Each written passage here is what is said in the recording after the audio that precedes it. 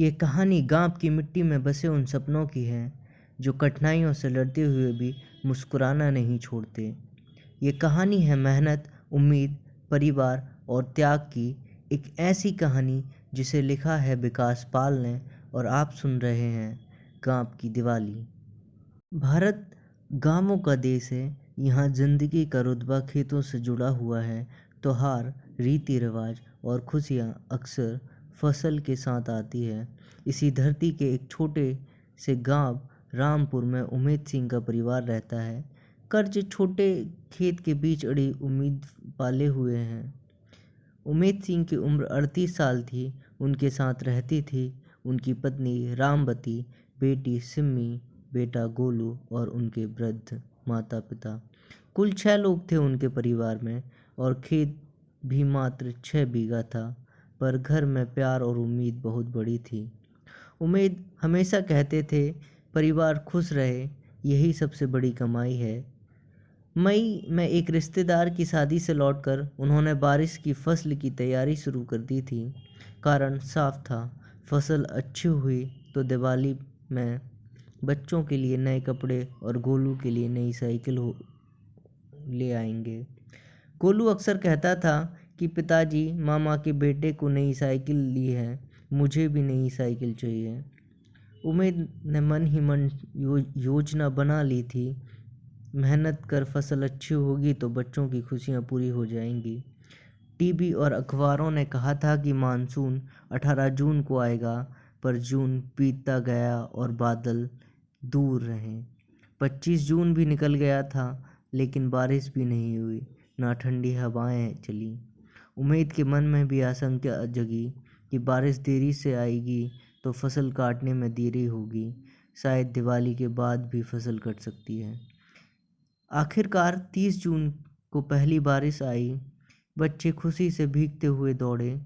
सिम्मी और गोलू की खुशी देखते ही बनती थी। अगले दिन दोनों को बुखार भी आ गया और उमेद ने फटकार लगाई, पर शाम को फिर तेज बारिश हुई और बच्चे फिर से मस्ती में भीग उठे। पहले दिन की तबीयत अगले दिन की बारिश में खेलकर ठीक हो गई। 2 दिनों की अच्छी बारिश के बाद खेत बीज डालने लायक हो गए थे, पर उमेद को डर था, अगर अभी भी बीज डालकर तेज बारिश आ गई तो बीज सड़ सकता है। उन्होंने थोड़ी देर सोचकर 1-2 दिन बाद बीज बो दिया। 2-2.5 घंटे ही बीते थे कि काले बादल छा गए। घर में चिंता फैल गई। रामवती कह उठी, आज बारिश पड़ी तो बीज खराब हो जाएगा, अब तो बीज मिलना भी मुश्किल है। गोलू चुपचाप सिर हिलाकर बोला, माँ आज बारिश नहीं होगी। रामवती चौंकी, काले बादल हैं और तू कहता है बारिश नहीं होगी। गोलू ने हवा की दिशा देखते हुए कहा, हवा पूर्व से पश्चिम की ओर चल रही है। उमेद ने मुस्कुरा कर कहा, ज्येष्ठ महीने में पूर्व से पश्चिम वाली हवाओं में बारिश नहीं होती। यह साधारण सी बात थी। सुनकर घर की घबराहट कुछ कम हो गई और सचमुच उस दिन बारिश नहीं हुई। कुछ दिनों में फसल हरी घनी दिखने लगी। उमेद ने दवाइयाँ छिड़की ताकि कीट न लगे। सिम्मी ने खेत में काला मटका बांध दिया कि लोगों की नज़र न लगे।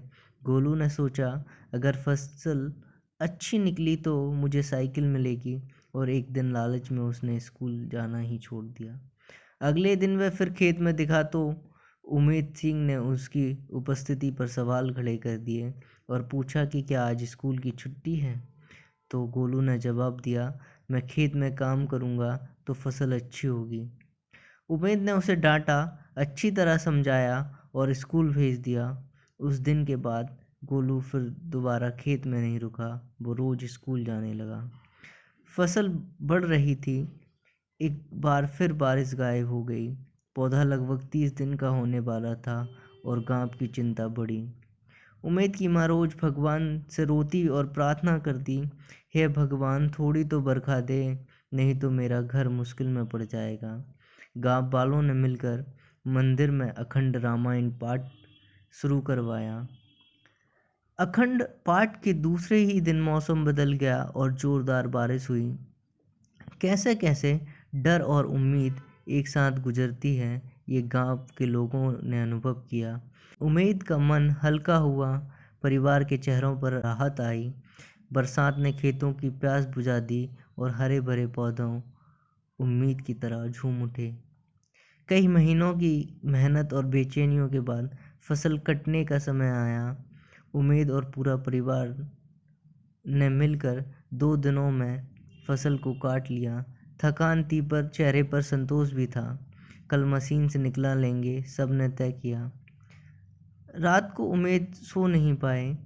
2:30 से 3 बज रहे होंगे, लेकिन आंखें बंद नहीं हो रही थी और 3 बजे के करीब लगभग फिर से बारिश की आवाज़ आई। थोड़ी देर के लिए ही हुई, लेकिन इस 10-12 मिनट की बारिश ने फसल को 2 दिन आगे भेज दिया, क्योंकि गीली फसल में मशीन नहीं चलती। 2 दिन बाद फसल निकाली गई। मेहनत के बावजूद उपज उतनी नहीं निकली जितनी उम्मीद थी। गोलू ने उदास होकर कहा, अगर मैं स्कूल नहीं गया होता और रोज खेत में काम करता तो शायद फसल ज़्यादा आती। उम्मीद ने बड़ी ही सादगी से कहा, बारिश की फसल सट्टे की तरह होती है, कभी जीतते हैं कभी हारते हैं, और हम तो ना हारे न जीते। इसमें सब कुछ हमारी हिम्मत और किस्मत पर निर्भर करता है। जो मिला उसी में संतोष रहना सीखो। लालच आखिर में कुछ नहीं देता। गोलू को यह बात समझ आई। वह नम आंखों से मुस्कुराया और स्कूल चला गया। फसल बेचकर जो पैसा आया उससे उम्मीद ने सबसे पहले गोलू के लिए साइकिल खरीदी, सिम्मी के लिए नए कपड़े, माता पिता और रामवती के लिए नए कपड़े और साड़ी ली। कुछ मिठाइयाँ ली, जानवरों के लिए सजावट का सामान भी लिया। उम्मीद ने घर लौटते हुए सोचा, दुख की असली कीमत यही है कि तुम्हारे बच्चे हंस रहे हों। दिवाली के दिन घर में रोशनी थी, बच्चे फटाके चलाते, मिठाइयाँ बांटते और गोलू नई साइकिल पर अपने दोस्तों को घुमा रहा था। सिम्मी अपने नए कपड़े में खिलखिला रही थी। माता की आंखों में नमी थी और उम्मीद की छाती में एक गहरा सुकून। यूँ तो लगा जैसे कठिन साल की सारी थकान मिट गई हो।